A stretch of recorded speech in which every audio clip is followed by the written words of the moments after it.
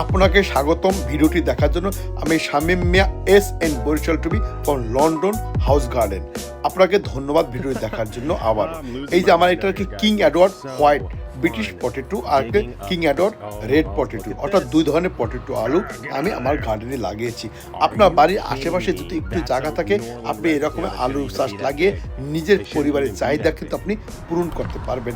মাশাআল্লাহ, এবার আলু চাষটা এই জায়গায় আমি আলু উঠালাম, এটার নাম হোয়াইট ব্রিটিশ পটেটো।